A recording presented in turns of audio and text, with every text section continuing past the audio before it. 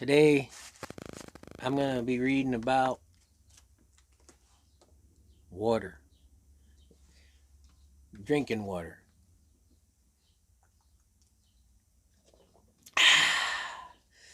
Great when it's cold, and it's wonderful for the body, animals, plants. But today, I'm going to be reading from a book, Preventive Medicine. And in part one, water and its hygienic relations. Adaptation of water to human needs.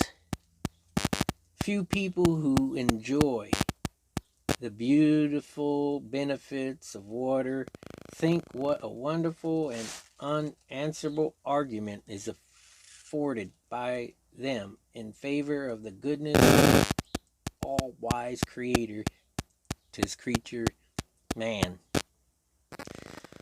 Of all the fluids with which we are acquainted, water is by far the best adapted to the almost infinite variety of human wants, and in its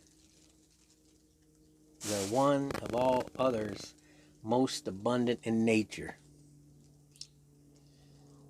Constituting as it does about 3/5 of the surface of our globe and nearly 7/10 of the bodies of man and of most animals, if the common fluid upon which we had to depend were quicksilver or oil, its boiling point would be so high that articles of food which we attempted to cook in it would be seriously injured in all the effort to prepare them by its aid.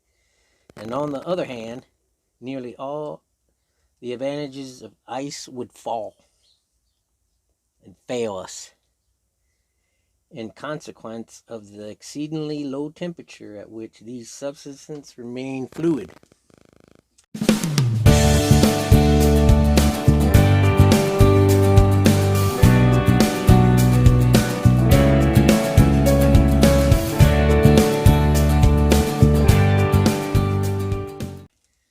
Water in all its substances, water was considered by the ancient philosophers as one of the four elements out of which all visible objects were constructed. And in reality, it enters to a greater or less extent into the composition of nearly all natural substances. Thus, for example, some vegetables like cabbage or celery contain as much as 95% of water. And on the other hand, close-grained marble may contain as much as 4% of water, or almost a quart to the cubic yard. On account of its remarkable solvent powers, which enable it to take up a smaller or larger quantity of nearly every substance with which it comes in contact, water is never found pure in a natural state. And indeed, absolutely pure water for chemical purposes can only be obtained by repeated, careful distillations.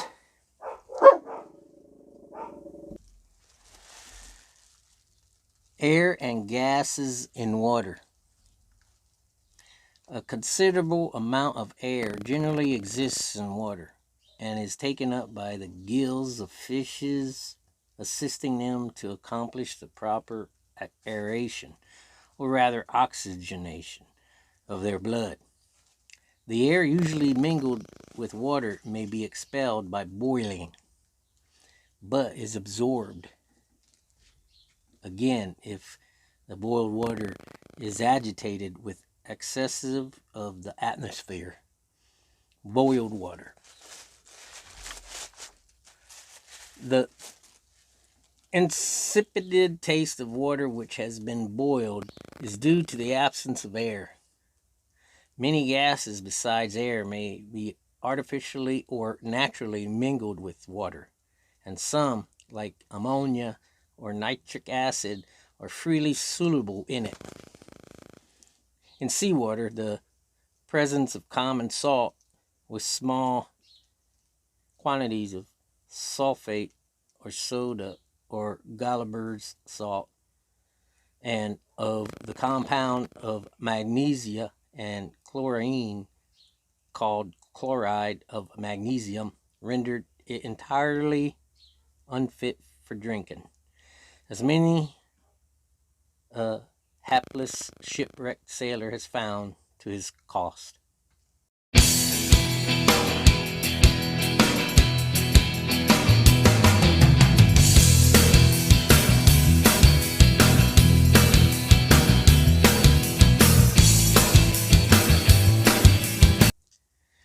Distilled water.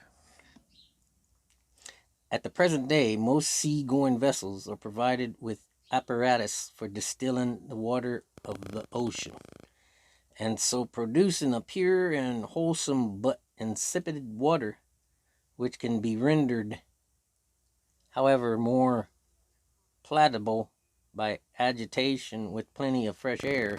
Hence, the horrible agony of death by thirst among sailors is now much less frequent than formerly, although mariners in open boats or cast upon small uninhabited islands still sometimes scan with anxious eyes the briny waste around them, beholding water, water everywhere, but not a drop to drink. Seawater. Seawater varies considerably in composition, being of course more concentrated as a rule in the tropical regions,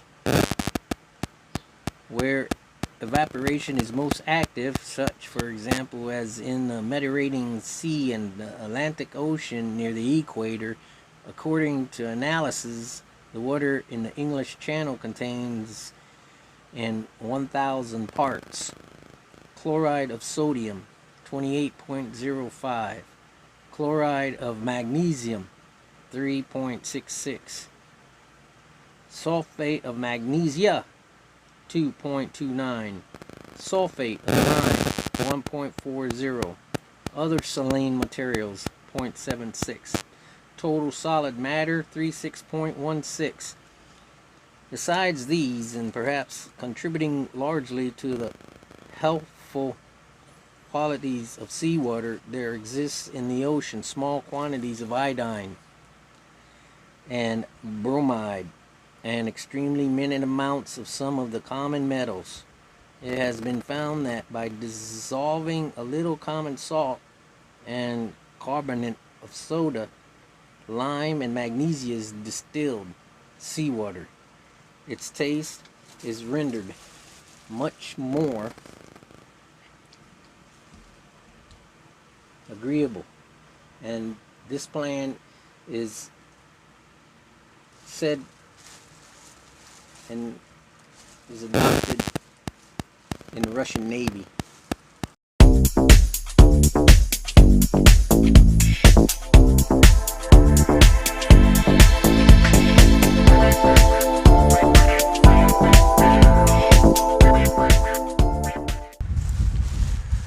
Temperature of seawater.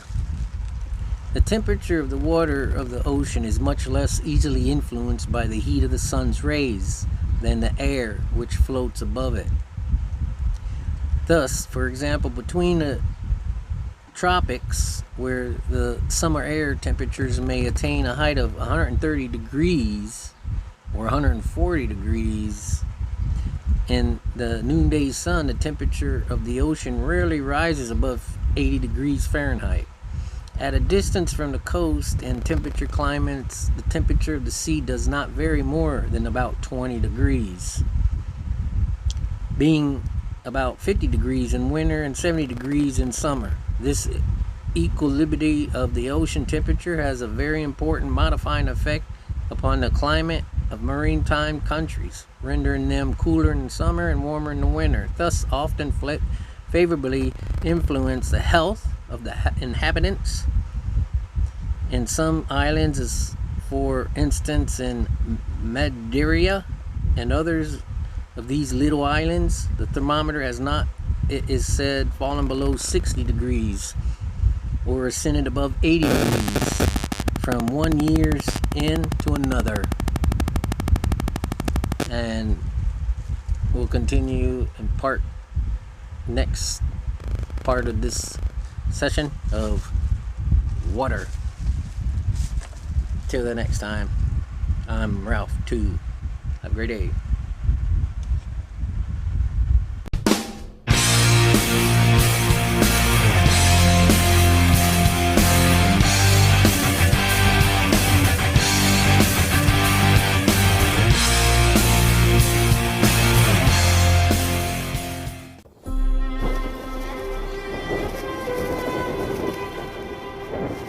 Water